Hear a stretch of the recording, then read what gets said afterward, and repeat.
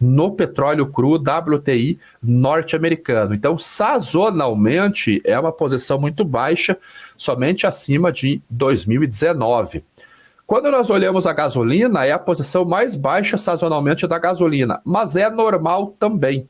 A sazonalidade da gasolina, ela vai puxar o preço neste período aqui.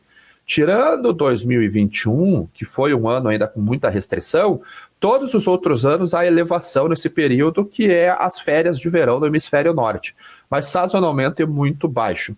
E no heating oil, que é a commodity que vai ter o grande consumo agora, que faz parte dos destilados, ela está médio aqui, está entre 3 posições, acima de 3 posições sazonalmente e abaixo de 3 posições sazonalmente, abaixo só de 2018, 2021 e 2022, e acima ali dos outros anos. Então, os fundos reduziram na última semana as posições líquidas no petróleo. Eles apostam agora que o mercado está com certo equilíbrio no curto prazo, e eu tenho mostrado aqui rotineiramente a curva dos spreads de futuros, e realmente a gente vê que há um carrego nos próximos vencimentos.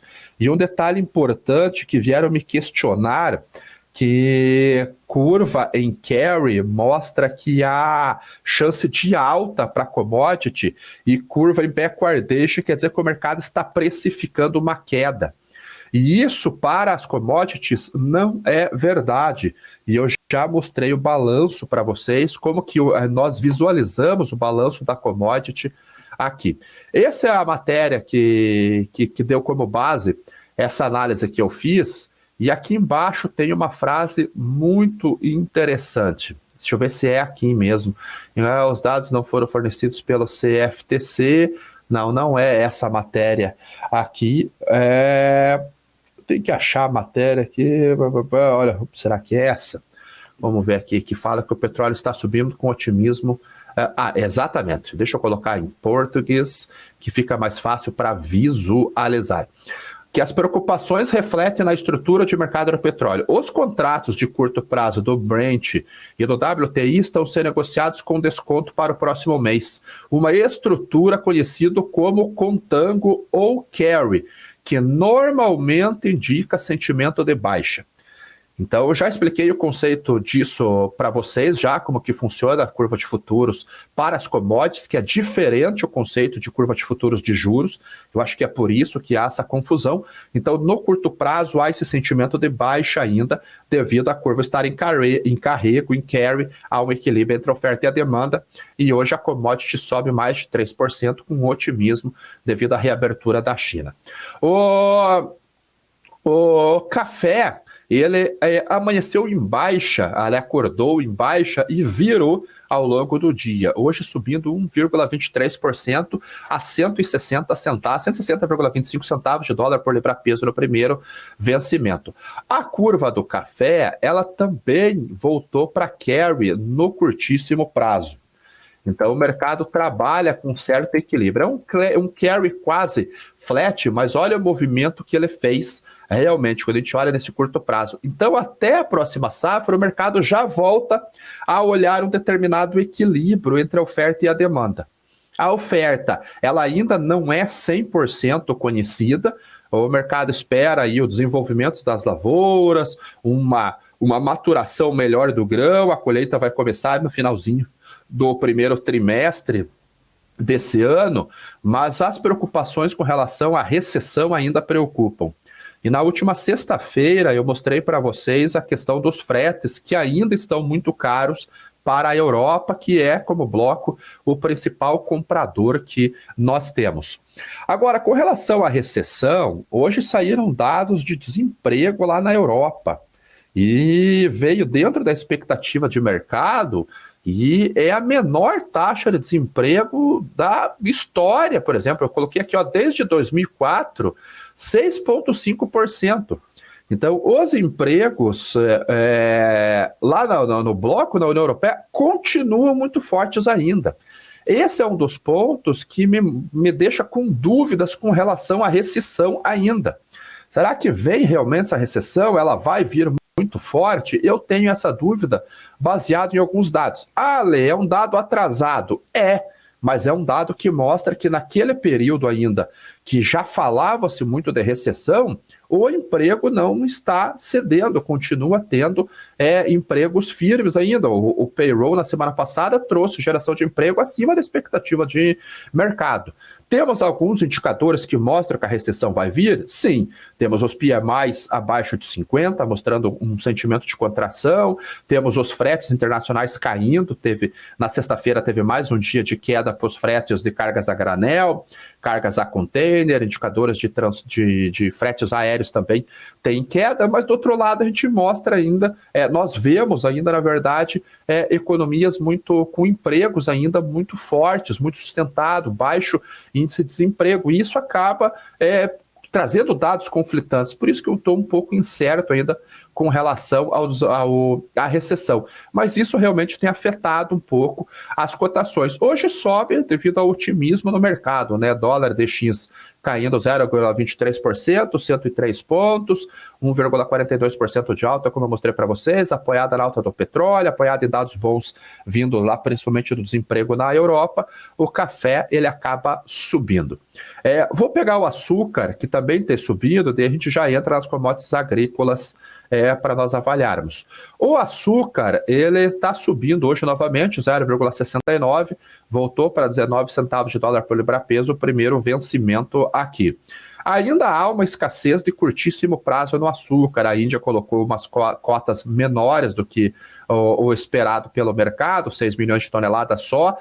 Eles devem aumentar essas cotas nas próximas semanas.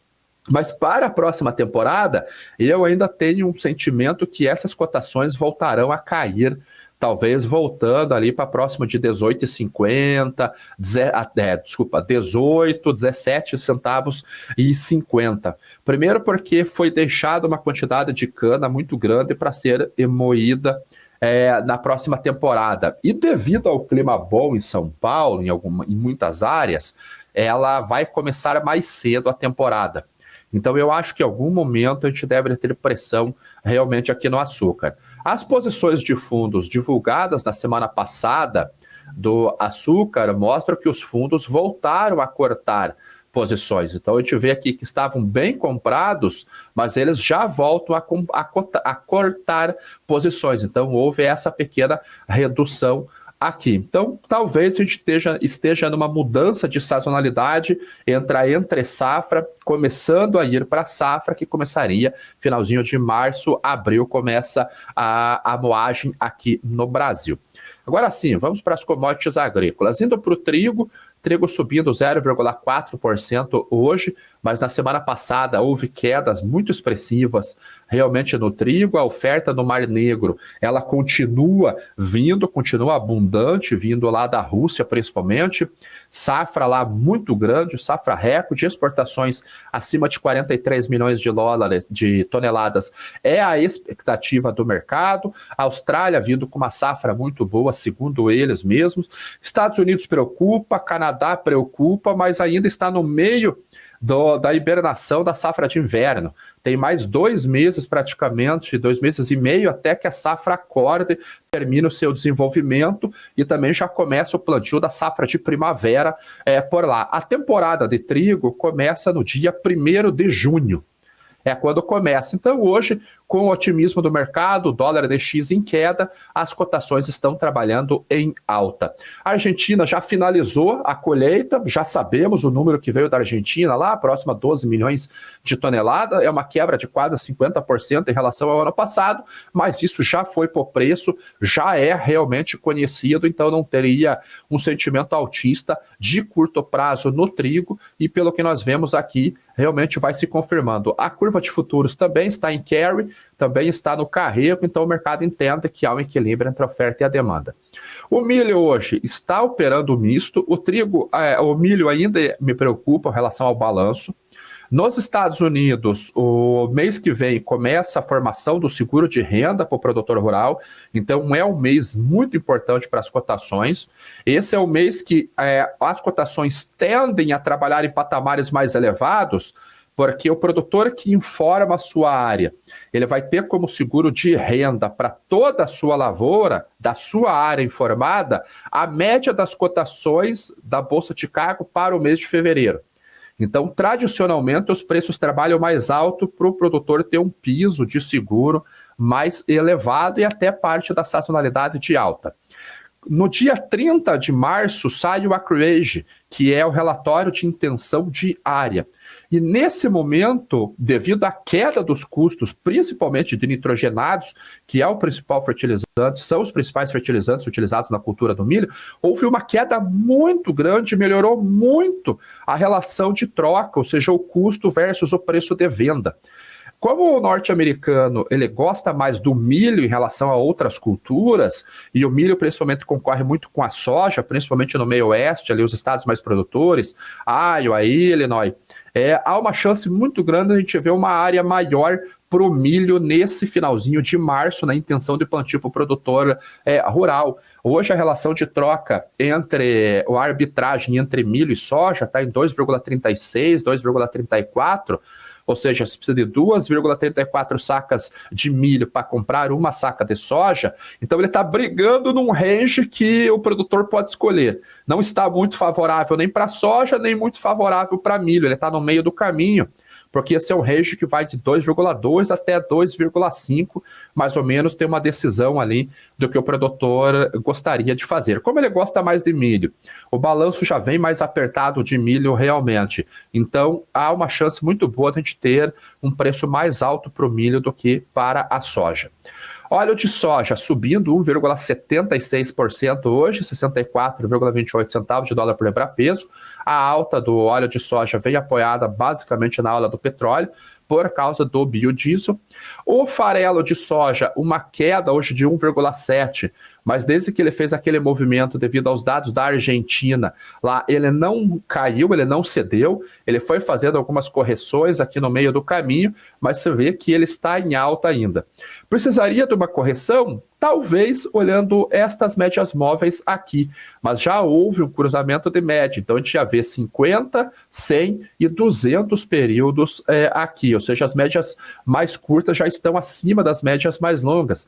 E o RSI ainda está em 63 pontos, ou seja, ainda tem, olhando o RSI, mais margens para novas altas. A tendência é clara de alta aqui para a soja, porque o clima na Argentina preocupa bastante ainda. Até na semana passada, na sexta-feira, saíram os dados do CFTC, que é esses dados que eu mostro para vocês aqui de vez em quando. O CFTC é uma espécie de CVM lá nos Estados Unidos. E dentre as atribuições, ela monitora as posições tanto em contratos futuros quanto de opções de commodities. E toda sexta-feira à tarde, a entidade, a organização, ela divulga as posições. E há vários participantes do mercado. Há os não comerciais, há os gerentes de dinheiro, que nós chamamos de fundos ou especuladores, apesar de que não há só fundos aqui, há outros players dentro desse mercado, os comerciais, produtores, hedgers, swaps, traders e tudo mais. Uma posição que nós olhamos bastante são as posições dos managed money, que nós chamamos de especuladores, principalmente a posição net, porque nós temos aqui a posição long, então houve um aumento de 10 mil contratos na última semana do relatório, eles estão em 144 mil contratos, a posição short, que é vendida, houve uma redução da posição short. Aqui os spreads, e aqui pode ser bull spread ou bear spread, e a posição líquida, que hoje está em 141 mil contratos.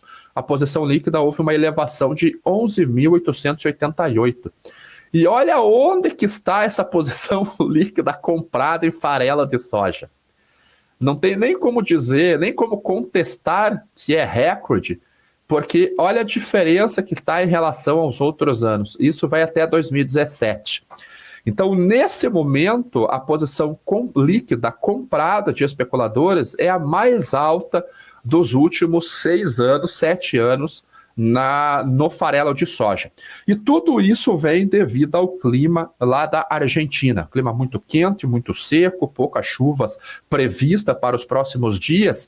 Então, isso aumenta as apostas de alta na commodity. Então, realmente uma posição muito alta. Quando nós olhamos o óleo de soja, nós já temos uma posição diferente. Eles já reduziram a posição comprada. Ainda é grande, 63 mil contratos, mas eles já reduziram. E é uma posição mediana, relativamente alta em comparação com alguns anos, mas ela já é uma posição mediana, não é algo assim que, os caras estão super comprados. Não. Temos os 3 últimos anos, vamos lá, vamos voltando. 2020, estamos acima do início de 2022, abaixo de 2017, abaixo de 2021 e abaixo de 2020. Acima de 2018 e acima de 2019. Isso para a soja é uma boa notícia, porque melhora a margem de processamento para a indústria, o que nós chamamos de oil share. Então, sempre que o óleo cai e o farelo sobe, melhora a margem para a indústria. E mesmo com a alta hoje do óleo e a queda do farelo, a gente está com 38 pontos aqui de oil share. Então, é uma boa notícia para a indústria que pode voltar a demandar mais soja, que hoje sobe 0,34%, até apoiada na alta do óleo de soja, mas abaixo de $15 o bushel. Esta semana tem relatório WASDE, que é o relatório de oferta e demanda global.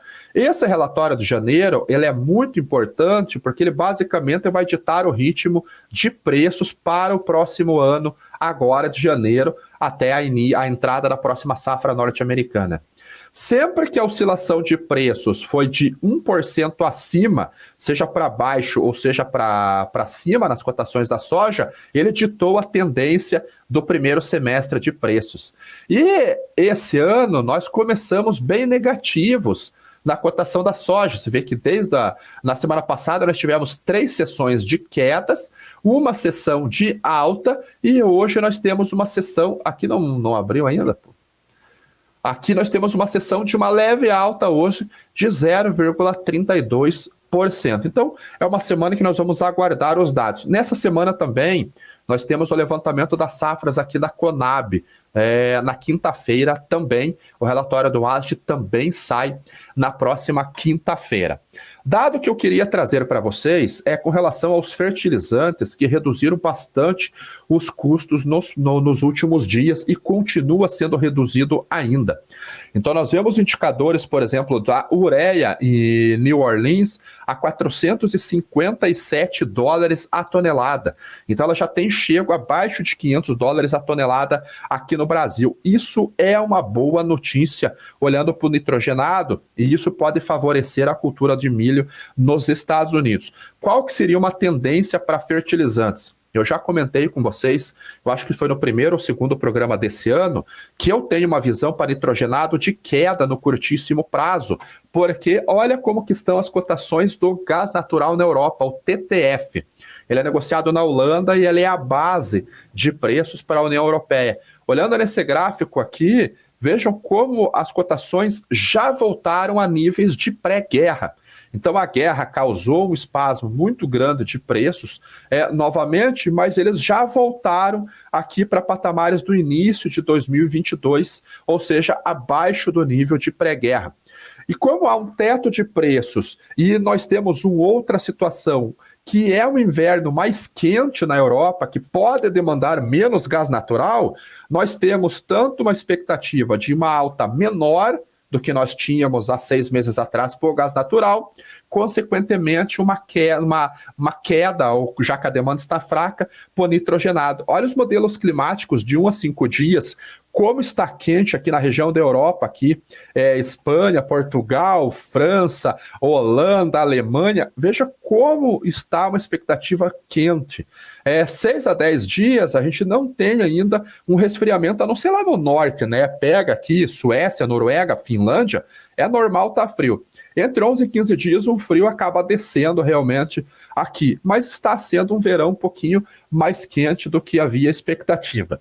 Nos Estados Unidos, que é a base do contrato ING, veio aquele frio extremo, muito frio realmente em algumas semanas passadas, mas olha como os modelos não mostram agora tanto frio assim.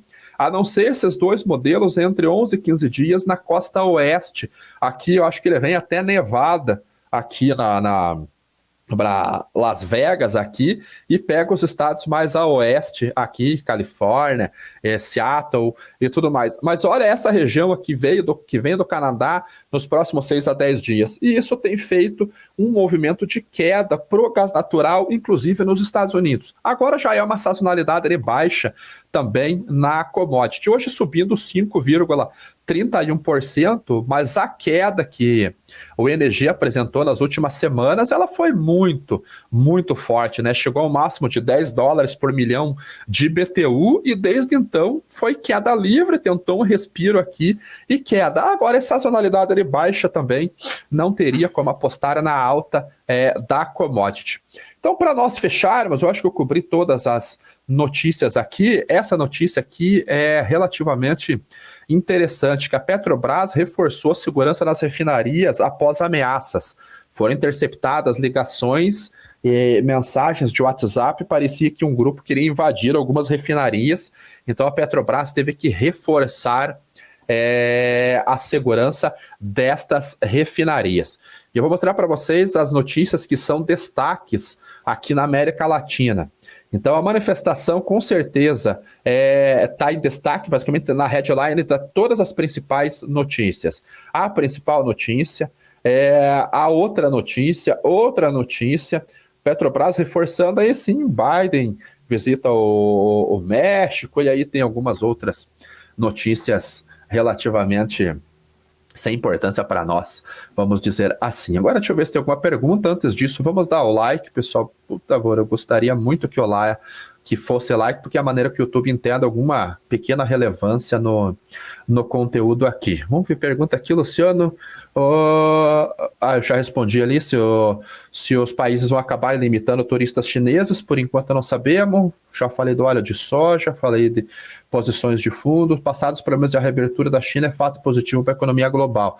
Com certeza é positivo realmente. E aqui na BMC também não. Na BMC, o último recado para nós fecharmos, tem um QR Code aí na tela de vocês, que é o nosso curso de imersão em commodities, onde nós ensinamos como investir em commodities. Então, se você tem interesse em fazer esse curso, está assistindo pela BMC, há um QR Code na tela. Se você está assistindo no meu canal, eu vou deixar aqui nos comentários o link. Você pode fazer a sua pré-inscrição e a equipe comercial aqui da BMC vai entrar em contato com você. Serão 3 dias de treinamento, é presencial lá, mas vai ter transmissão online, só que são vagas limitadas devido ao espaço. Então, vamos tratar sobre todos os aspectos para você poder investir diretamente em commodity, não só empresas correlacionadas. Então, esse foi o Primeira Hora do Agro de hoje. Agradeço a todos, agradeço os likes de quem deu, de quem não deu, ainda dá tempo, e voltamos amanhã no Primeira Hora do Agro novamente. Tchau.